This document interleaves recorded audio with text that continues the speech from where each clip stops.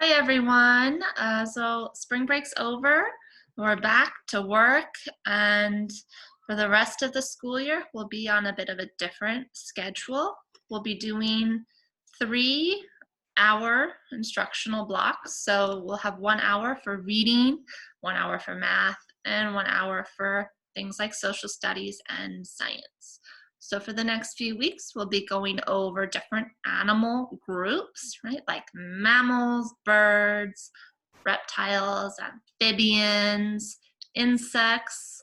I think there's 6 in total, which we'll be going over. Oh, I forgot fish. Okay, so we started talking about mammals before the break, before schools closed. And there were 4 main things on this poster we had discussed, plus one more thing. So let's go over those now just to refresh our memories. So the first thing is that mammals have hair or fur.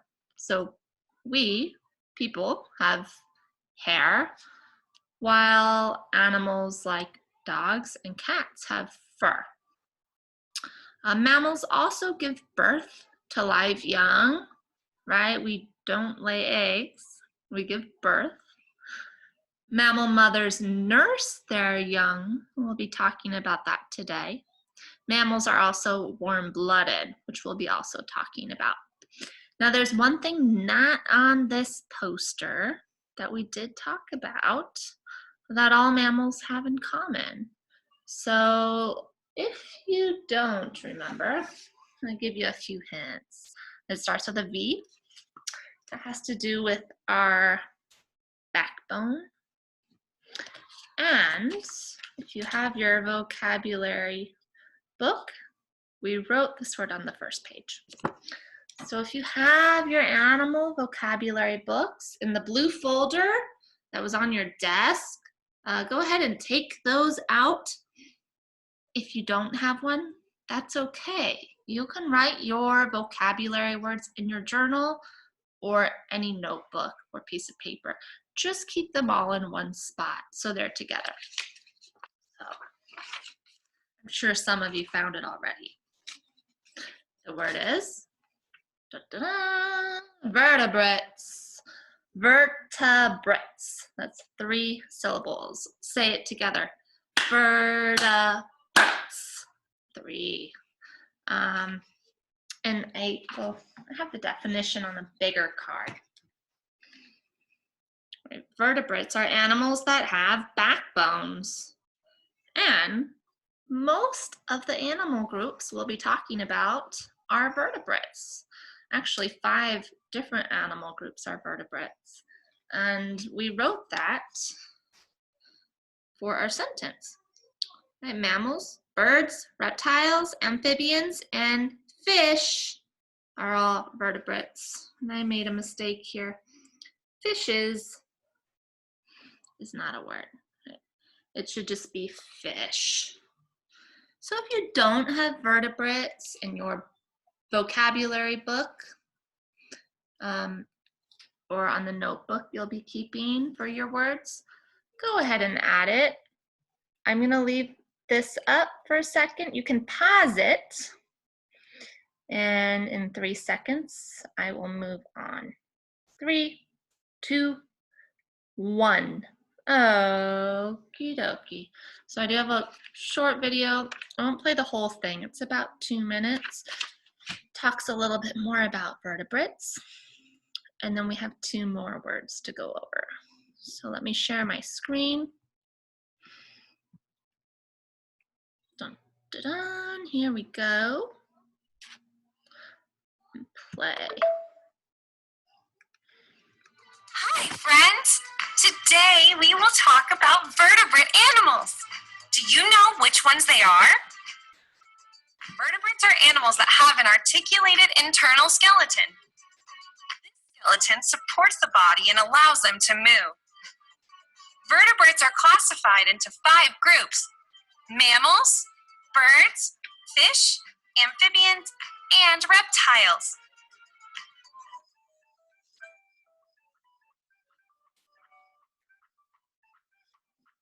Oh, you guys caught me dancing this dance. hang of it, so I will show you another day. Because today, I have come to talk to you about a group of vertebrates, mammals. Do you know what kind of animals these are? No? That's what I'm here for. Mammals are viviparous animals, meaning they are born from their mother's womb. Mothers have mammary glands that give milk to feed their young.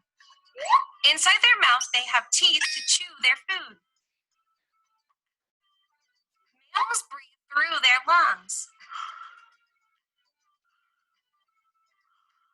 They are warm-blooded animals. The majority of them have hair covering their bodies. They can live on land, in the water. Some can even fly. And now, some fun facts about mammals. The biggest mammal is the blue whale. It can measure up to 30 meters long, a little more than a basketball court. Oh! Horse is another mammal. Did you know that its teeth don't stop growing throughout its whole life? Here you have another mammal. What? Where is it? It's me. We humans are also mammals. Well, I am going to keep practicing my dance. See you later. Okay. That was actually not the video I meant to show you, but that's okay. It had some interesting facts about mammals. So let's move on to the next word, right? When we looked at our poster, we talked about how mammals are warm-blooded. So what that basically means is that our body temperature is almost always the same, or at least in the same range. It might go up a little bit or down a little bit, but it's usually around 98.7 degrees. So it doesn't matter if it's really hot out and you're sweating, or you just ran the mile and you're, really feeling hot, or if you're freezing cold wearing a jacket and a scarf outside and you're shivering, your body temperature will probably be the same in both cases. So I'm going to take mine right now, see what it's at. Okay, 99.4. So I'm on the warmer side, but still pretty close to that 98.7. So if you have a thermometer, you should check to see how warm you are. It's probably in the same range. Just a minute. Okay, so cold-blooded animals, their body temperatures will change based on the environment. So if it's very cold out, their body temperature will go way down. And if it's really hot out, their bodies will absorb that heat and their body temperature will go up. So there are only two groups of animals that are warm-blooded. So of course, one of them is mammals, right? We are warm-blooded. And the other one is birds. So I have a short video to show you. And then we'll go to our last word. Actually, no, we'll go to our vocabulary book. Sorry. Okay, let me share my screen. And here we go. Warm or cold-blooded? Did you know that the different types of creatures on this earth are either warm-blooded or cold-blooded? Warm-blooded means that the animal keeps its body temperature the same, no matter what the temperature outside is. Cold-blooded means that the animal gets hotter or colder based on the temperature outside. Mammals and birds are warm-blooded. Whether it's sunny and hot or ice cold outside, the temperature inside their bodies stays the same. The food they eat creates energy that warms their bodies up when it's cold, and when it's hot, they cool off by sweating, panting, or shedding. Reptiles, fish, and amphibians are cold-blooded. When the sun is out, their bodies soak up that heat and get warmer. And when the sun goes down, their bodies cool off just like the temperature outside. They warm themselves up when it gets too cold outside by shivering, migrating to warmer waters, or hibernating. Warm-blooded and cold-blooded animals have lots of other things in common, but how they manage their body temperatures will always be a little different. Thanks for watching. Okay, so take out those vocabulary books, and we are going to add a page for warm-blooded. So that word, warm-blooded, will go in your word box, and then you'll be writing the definition. An animal with body temperatures that stay the same no matter how hot or cold. All right, so you can go ahead and pause this so you have time to write it. And I'm going to keep going in 3, 2, 1. Okay, so you should have your word and definition in your vocabulary book. And now we need a sentence. So I wrote that mammals and birds are warm-blooded. You can write something else, maybe something you learned from the video, or you can copy mine. Again, you can pause this if you need to. I'm going to move on in 3, 2, 1. Okay, so our last word for today is nurse. So you may remember on our mammals poster that mammal mothers nurse their young. So you might be thinking a nurse is someone in a hospital that helps a doctor, which is true, but this is a different kind of nurse. So nurse actually means to feed offspring milk from its mother. And mammals are the only animal group that do this. So if you remember, there were 5 groups of animals that are vertebrates.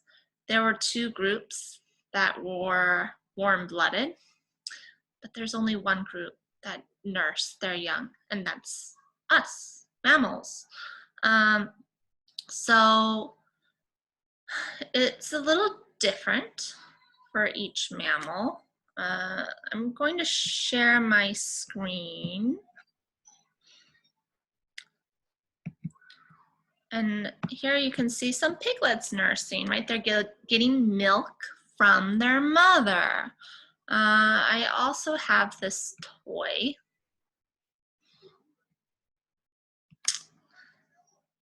Toy cat with little kittens nursing from their mother. They stick on with magnets. And with kittens, they will nurse for about 2 months. And then elephant moms will nurse their young for 4 to 6 years, so much longer. So that's what I meant when I said it's a little different for all mammals. But it's a great source of nutrition. And I know some of you are probably getting squeamish about this, but you know what? I've seen most of you drink cow's milk for breakfast, right? You put it on your cereal. We have cow's milk in our yogurt, often in our cheese. So it's pretty normal for us mammals.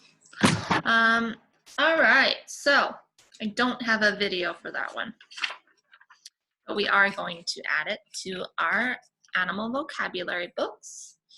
So I'll hold up the card again, right? You will write nurse in the word box, and then the definition, right? To feed offspring, which are babies. So to feed babies milk from its mother. And you will write that on the next blank page. You can pause this if you need to. And I'll move on in 3, 2, 1. Now we still need a sentence. So I wrote that baby kittens will nurse on their mother for about 2 months. There we go. You can also write that elephant moms nurse their calves for 4 to 6 years. right? Or maybe you have another sentence of your own that you'd like to write, and that's okay. So I'll hold this up for you. You can pause it if you need to copy it.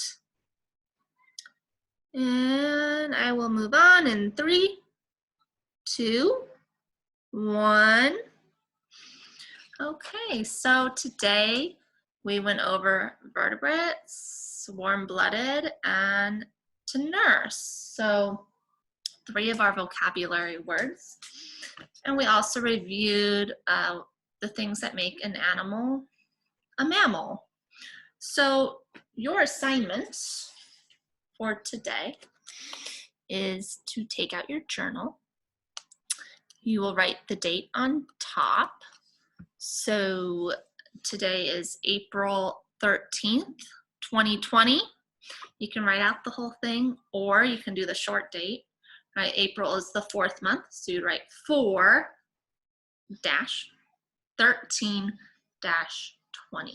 4-13-20. That goes at the top of your journal page. And then you are going to answer the question, what is a mammal? So I need to know what a mammal is. I want you to write in complete sentences, and you have a couple things to help you with this, right? You can use the poster, and you can just pause this and use this to help you with writing complete sentences about what a mammal is.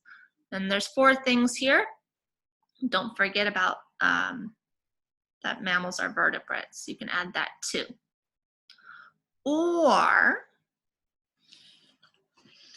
you should have your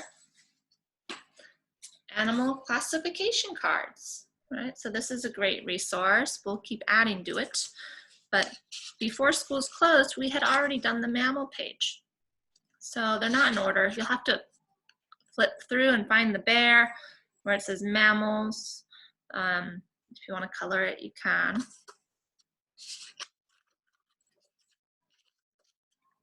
On the back, we had written the main characteristics that were on the poster. So if you have this, you can just use this to help you with your journal.